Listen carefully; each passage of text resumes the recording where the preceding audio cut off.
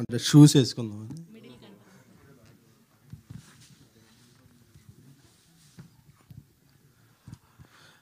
యూజువల్గా ఏదన్నా ఫంక్షన్కి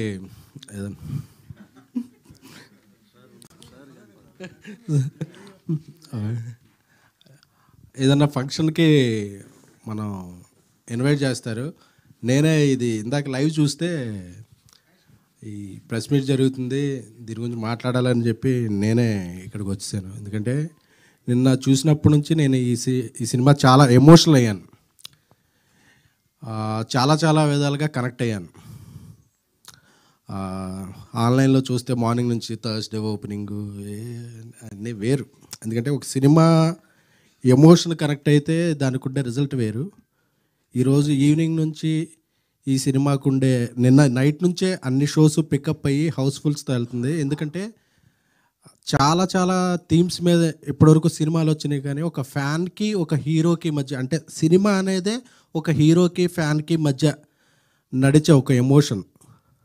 ఆ ఎమోషన్ మీద ఇంతవరకు తెలుగులో ఏ సినిమా రాలేదు. తెలుగులోనే కదా నాకు తెలిసి, నాకు తెలిసి ఇలాంటి ఎమోషన్ని చాలా హైలైట్గా చేసే సినిమా అయితే ఇదే. ఎందుకంటే నిన్న సినిమా చూస్తుంటే శ్రీరాములు థియేటర్కి వెళ్ళి సినిమా చూశాను. చూస్తుంటే నాకు ఆర్టిస్టులు ఎవరూ కనిపించట్లేదు. క్యారెక్టర్లన్నీ అలా కళ్ళ ముందు కనిపిస్తుంటే నా కాలేజ్ లైఫ్, ఫ్యాన్గా గడిపిన జీవితం, ఆ పదాలే గుర్తుకొస్తున్నాయి. అంటే మనం ఒక హీరోని చూసి ఎంత ఇన్స్పైర్ అవుతాం, మన జీవితంలో ఎన్ని చేంజెస్ జరుగుతాయి, వాళ్ళని చూసి మన ఆశలు ఎలా ఉంటాయి, ఆశయాలు ఎలా మారుతాయి అనే దానికి ఒక ట్రూ ఎగ్జాంపుల్ సినిమా ఏదన్నా ఉంటే ఆంధ్ర కింగ్ తాలూకా. ఎందుకంటే ఉపేంద్ర గారి ఆ స్క్రీన్ ప్రెజెన్స్ అంటారు కదా, ఆ screen presence, he lit the frame, every frame ఆయన కనిపిస్తుంటే అసలు మనం లీనమైపోతున్నాం.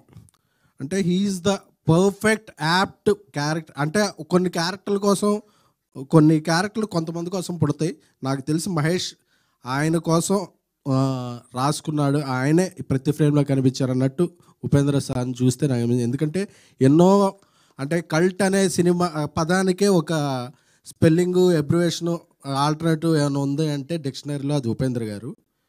సో చాలా చాలా ఇన్స్పైరింగ్గా అనిపించింది. అలాగే ఎనర్జీ రామ్ గారు అంటేనే ఎనర్జీ. చాలా సీన్స్లో ఆయన ఎనర్జీని కూడా టోన్ డౌన్ చేసి ఒక ఫ్యాన్గా ఒదిగిపోయి ఎక్కడ హైప్ చేయాలో అక్కడ చేసి చూస్తుంటే అసలు మనల్ని మనం చూసుకున్నట్టుందంటే సింగిల్ స్క్రీన్లో ఫ్యాన్స్ అందరూ కూడా ప్రతి సీన్కి ప్రతి డైలాగ్కి అండి. చాలా ఇప్పుడు చిన్నప్పుడు అంటుండేవాళ్ళు, నేను చిరంజీవి గారి సినిమాలకి అది అలాగ వెళ్ళి ఆ బ్యానర్స్ కడుతున్నప్పుడు అంటుండేవాళ్ళు, అసలు మీ హీరోకి నువ్వు ఉన్నావని తెలుసా అంటే ఆ డైలాగ్ ఏదో నన్ను చూసి అన్నట్టు అనిపించింది. అప్పుడు చాలామంది అంటుండేవాడు, నీకేమన్నా మీ హీరో కూడు పెడతాడా గుడ్డ పెడతాడా అంటే, నాకు కూడు గుడ్డ కన్నా కూడా జీవితంలో ముందుకెళ్ళాలనే ఒక డ్రైవింగ్ ఫోర్స్ ఉంటుంది కదా, అదే హీరోలు. ఆ డ్రైవింగ్ ఫోర్స్ కదా వాళ్ళు మాకు ఇచ్చేది. వీళ్ళు ఎవరికి అర్థం కావట్లేదని నేను ఏలూరు నుంచి హైదరాబాద్ వచ్చా, లేకపోతే ఏలూరులో ఉండేవాడిని. లేకపోతే ఫ్యాన్స్ అందరినీ చిన్న చూపు చూస్తున్నారు, ఫ్యాన్స్ని ఎవరో గౌరవించట్లేదు. ఎప్పటికైనా ఫ్యాన్ అనేవాడు గొప్పవాడు అవ్వాలి, అయితే అందరూ ఈ హీరోని గౌరవిస్తారో ఫ్యాన్కి గౌరవం వస్తుంది అనేది నాకు చిన్నప్పుడు నా లైఫ్ చూసుకున్నట్టు అనిపించింది ఈ సినిమా చూస్తే.